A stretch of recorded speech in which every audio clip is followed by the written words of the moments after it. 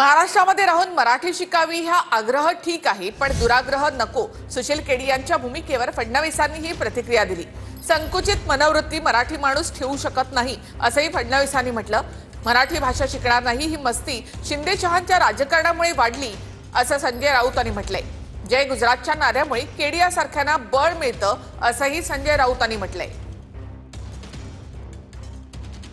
असं आहे की आपण महाराष्ट्रात राहिल्यानंतर मराठी शिकावी असा आग्रह करू शकतो, पण दुराग्रह करू शकत नाही. मी उद्या तमिळनाडूमध्ये गेल्यानंतर कोणीही मला हा दुराग्रह करू शकत नाही की मी तमिळ शिकली पाहिजे.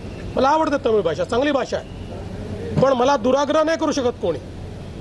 मला जर मराठीत बोलायचं तर मी मराठीत बोलीन, पण मला जर तिथे कोणी दुराग्रह करेल तर ते योग्य असेल का? आपण एका देशात राहतो, भारतात राहतो. आपण हे काही आपले बाजूचे भाषा आणि बाजूचे देश पाकिस्तान नाही आहे, बाजूचे राज्य हे पाकिस्तान नाही आहेत. एवढी संकुचित मनोवृत्ती मराठी माणूस ठेवू शकत नाही. त्यांची टोकाची भूमिका काय आहे ते माझ्या कानावरती आता आलेलं आहे. त्यांनी राज ठाकरे यांना आव्हान देण्याचा तो प्रयत्न केला, मी पाहिलं.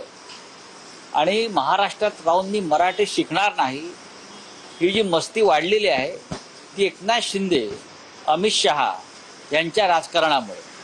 आज जे जय गुजरातचा नारा दिला त्याच्यामुळे त्या केडियासारख्या लोकांना बळ मिळतं. आणि मराठीच्या विरुद्ध अशी भूमिका घेता यावी म्हणूनच तर अमित शहाने शिवसेना तोडली आणि फोडली.